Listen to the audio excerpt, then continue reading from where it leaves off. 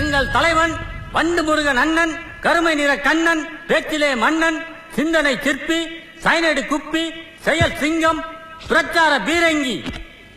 ஒரு வாரமானாலும் எதிரிகளை நேருக்கு நேராக சந்திக்கக்கூடிய போர் குணம் கொண்ட போர் வாள் என்று போற்றப்படும் எங்களுடைய வட்ட செயலாளர் வண்டு முருகன் அவர்களை இப்பொழுது உங்கள் முன்னே வீர உரையாற்ற வருமாறு அழைத்து உங்களிடமிருந்து விடைபெறுகிறேன். நன்றி, வணக்கம். வாங்கின போடா, பேசும்போது அதை நாம படுத்துறது.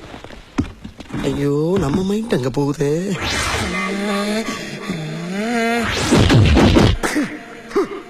நான் சுத்தி வளைச்சு பேச விரும்பல. எதிர்கட்சிக்காரரை பார்த்து கேட்கிறேன், அரசியல் நடத்துறியா அராஜகம் நடத்துறியா?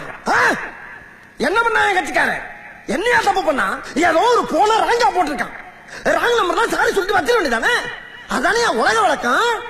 அதை விட்டு 50 பேர் சேர்ந்த ஆட்டோல வந்து என் கட்சிக்காரன் அந்த ஸ்பாட்ல வச்சு துவச்சிருக்கீங்க நீங்க. மாப்பிள, இவன் தான் எங்கேயோ செமத்தியா வாங்கியிருக்கான். இங்க வந்து வேற உணவு வாங்கின மாதிரி அவுத்துறான் பாத்தியா? ஆனா அடிச்சாலும் பரவாயில்லையா? போற வர சின்ன பிள்ளைலாம் விட்டு இவனை அடிச்சு பழகிக்கணும் வேற அசிங்கப்பட்டிருக்கீங்க நீங்க. பழம் இருக்குது என்ன பாடியா இல்ல பள்ளிக்கூடமா?